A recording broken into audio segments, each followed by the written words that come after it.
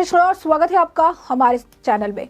आपको बता दें, कॉलेजियम सिस्टम को लेकर लगातार बयानबाजी का दौर देखने के लिए मिल रहा है। जहां एक तरफ सुप्रीम कोर्ट ये कह रही है, नाराजगी जताती है और कहती है कि इस मुद्दे पर बयान देने से बचे, तो इस वक्त लगातार ये मुद्दा अब राजनीतिक रंग लेता हुआ नजर आ रहा है। जगदीप धनखड़ ने पहले बयान दिया था, उससे पहले कानून मंत्री किरण रिजिजू ने, उसके बाद उसका आप देख सकते हैं कि इसमें कांग्रेस, आम आदमी पार्टी और अब तृणमूल कांग्रेस की भी एंट्री हो गई है। जी हाँ, बिल्कुल सही सुना आपने। ममता बनर्जी का बयान आया है। ममता बनर्जी ने केंद्र सरकार को लेकर टिप्पणी की। उन्होंने कहा है कि अगर कॉलेजियम में केंद्र सरकार का प्रतिनिधि रहेगा तो ये बिल्कुल सही नहीं है। क्या कुछ कहा है पश्चिम बंगाल की मुख्यमंत्री ममता बनर्जी ने कॉलेजियम सिस्टम को लेकर, आइए विस्तार से जान लेते हैं। बता दें आपको, सुप्रीम कोर्ट के कॉलेजियम सिस्टम के पुनर्गठन के लिए कानून मंत्री किरण रिजिजू ने चीफ जस्टिस को लिखे एक पत्र पर विपक्षी दलों को ऐतराज है। कल कांग्रेस नेता ने रिजिजू के पत्र को न्यायपालिका के लिए जहर की गोली बताया, तो वहीं पश्चिम बंगाल के सीएम ममता बनर्जी का भी अब इस मुद्दे पर बयान आ गया है। पश्चिम बंगाल की मुख्यमंत्री ममता बनर्जी ने कहा कि न्यायपालिका को आजादी होनी चाहिए। उन्होंने कहा कि हम नहीं चाहते कि केंद्र सरकार न्यायपालिका में किसी भी तरह दखल दे।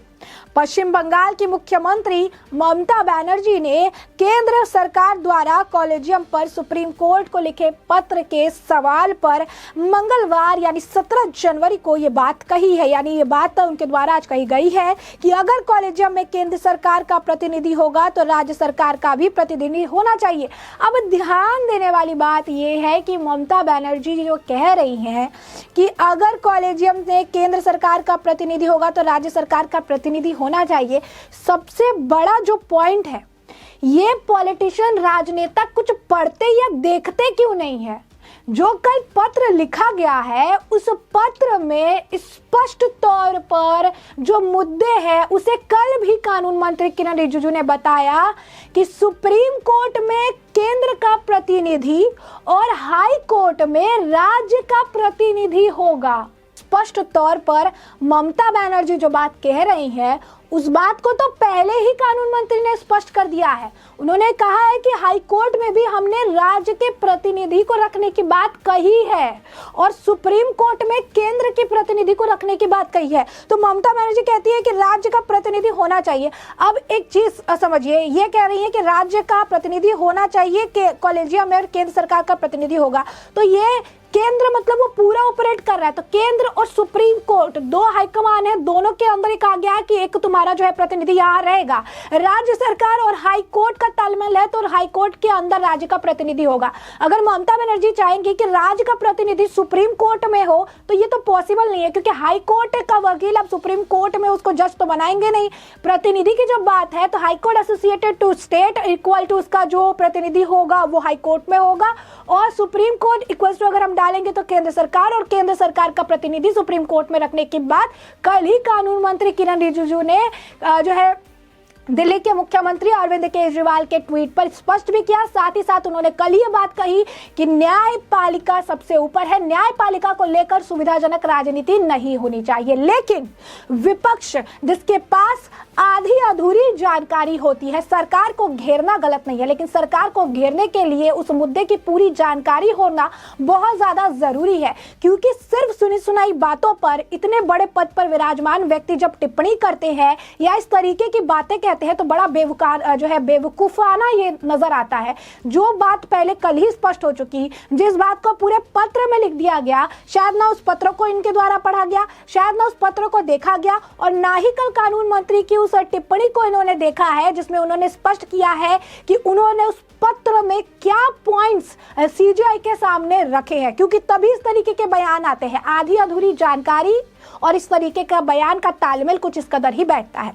आगे भी आपको बताते हैं, में ममता बनर्जी ने आगे कहा है कि जब राज्य सरकार कॉलेजियम के लिए अपनी सिफारिश सुप्रीम कोर्ट भेजेगी तो सुप्रीम कोर्ट उसे केंद्र सरकार को भेजेगी। ऐसे में राज्य सरकार की सिफारिश का कोई मतलब नहीं रह जाएगा और केंद्र सरकार न्यायपालिका में दखल देना शुरू करेगी।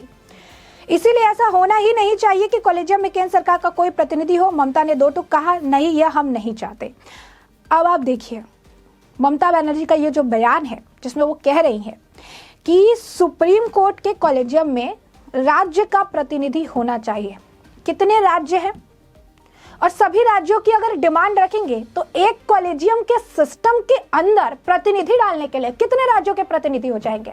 यानी विपक्ष का स्तर भी आज के वक्त में इतना निचले स्तर पर चला आया है कि ये सब टिप्पणी देखकर भी अजीब सा लगता है कि सोच विचार जो है वो खत्म हो चुकी है जब केंद्र सरकार को घेरने की बात आती है।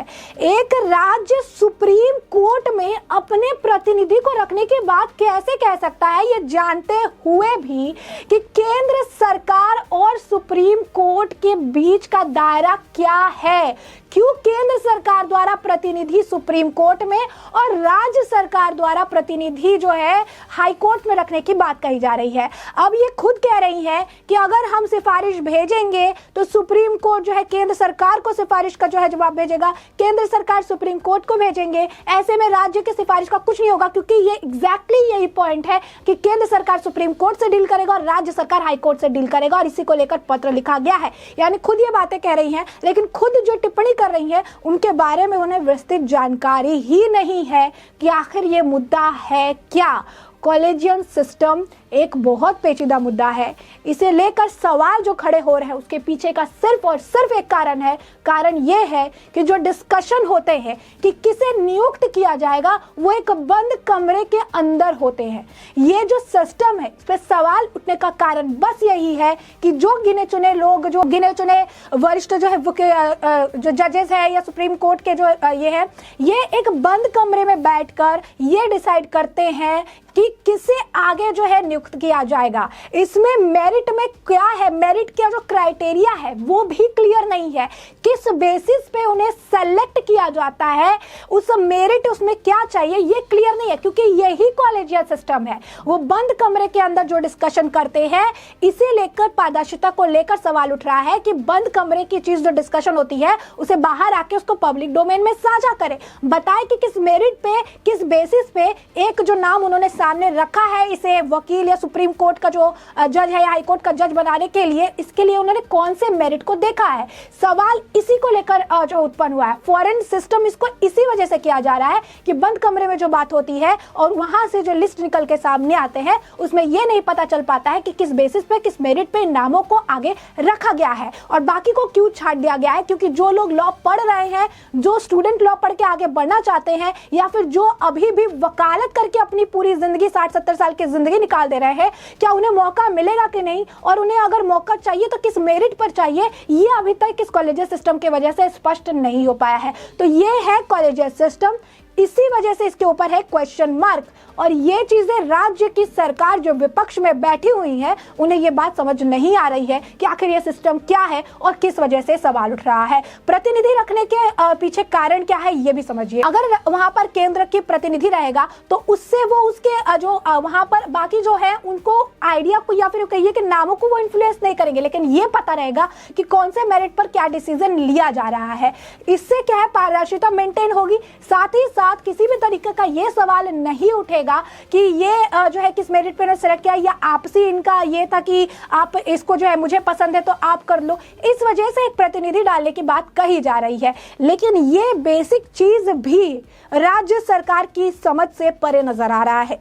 अब इससे पहले आपको बता दें कि कांग्रेस, आम आदमी पार्टी सभी एक लाइन से विपक्ष के जो है सभी घेरने के लिए केंद्र सरकार को बैठे हुए हैं, इसी मुद्दे पर घेरने का प्रयास कर रहे हैं, लेकिन ना कोई कॉलेजियल सिस्टम के बारे में पढ़ रहा है, ना कॉलेजियल सिस्टम के बारे में जानकारी हासिल कर रहा है, और ना टिप्पणी करने से पहले सोच रहा है कि जितने लोगों ने अभी तक टिप्पणी की है, खुद कानून मंत्री ने कल कहा है न्यायपालिका सबसे ऊपर है, न्यायपालिका पर कब्जा नहीं, न्यायपालिका में जहां पर ये नियुक्ति होती है वहां पर बस एक सीट की गुजारिश है ताकि पारदर्शिता मेंटेन हो सके, ताकि ये जो ट्रांसपेरेंसी है ये मेंटेन हो सके। तो ये चीजें कही जा रही है। अब आप देखिए किस तरीके से एक जहर की गोली, तो इस पर राजनीति हो रही है। यानी जिस मुद्दे को, जिस न्यायपालिका को सबसे ऊपर कह रहे सबसे ऊपर है, उसी न्यायपालिका को लेकर आज के वक्त में विपक्ष सिर्फ और सिर्फ केंद्र सरकार को घेरने का एक मुद्दा बनाते हुए राजनीतिकरण करती नजर आ रही है। तो ऐसे में हमने आपको ये पूरा मामला बड़े स्पष्ट तरीके से बताया कि पूरा मामला क्या है, और अब इस पूरे मामले पर आपकी भी जो राय हो हमें कमेंट सेक्शन में कमेंट करके जरूर साझा करें। धन्यवाद।